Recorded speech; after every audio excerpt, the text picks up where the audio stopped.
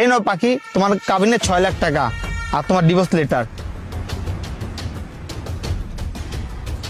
ও মাই god, তোর মতো একটা সিকিউরিটি গার্ড আমার কাবিনের 6 লাখ টাকা এবং ডিভোর্সটা তুইই দিলি?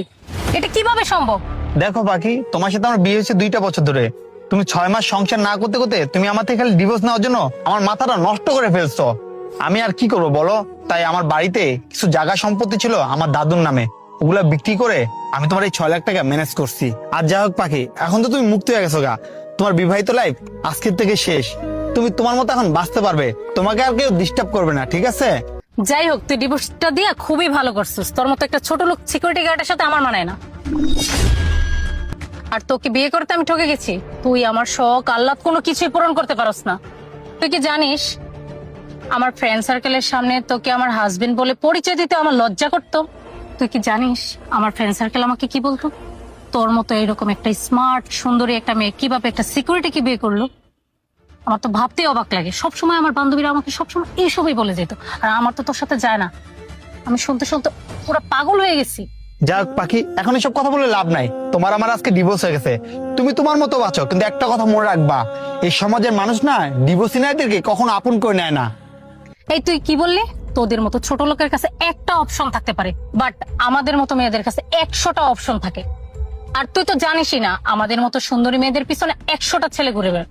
হ্যাঁ পাখি, আমি জানি, কিন্তু কতদিন জানো? যতদিন তুমি এই সৌন্দর্য আছে আর যতদিন তোমার এই দেহ আছে, যখন এগুলা মাটির সাথে ধুয়ে চলে যাবে না, তখন কেউই তোমার পাশে থাকবে না। দেখ, তুই আমার সাথে কোনো কথাই বলিস না। যা তো তুই, তোর সাথে আমার কথা বলতে ঘৃণা হচ্ছে। যা, বেরো। ঠিক আছে পাখি, আমি চলে যাচ্ছি, কিন্তু একটা কথা মনে রাখবা, তুমি আমাকে কষ্ট দিচ্ছ না, এটার জন্য তুমি আফসোস করবা।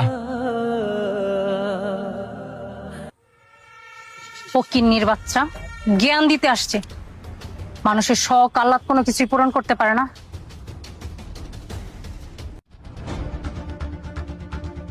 পাখি, আর যে নাচতে বললা যে, আর আমার ব্যাগ নাচতে বললা। আরে তোমার আসতে এত লেট হয়েছে কেন? আর একটা সুখবর আছে, তুমি কি জানো? কি সুখবর?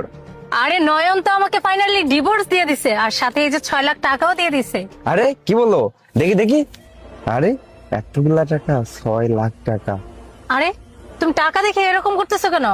আরে না না, আসলে আমার বিশ্বাস হচ্ছিল না তো, তাই আর কি দেখছিলাম। আচ্ছা সৈকত, শোনো, এখানে দাঁড়াই না থেকে চলো আমরা কাজে অফিসে যাই, যাই বিয়ে করি। চলো চলো। আরে কি বলো, কাজ অফিসে গেলে তো লোকজনের প্রয়োজন পড়বে।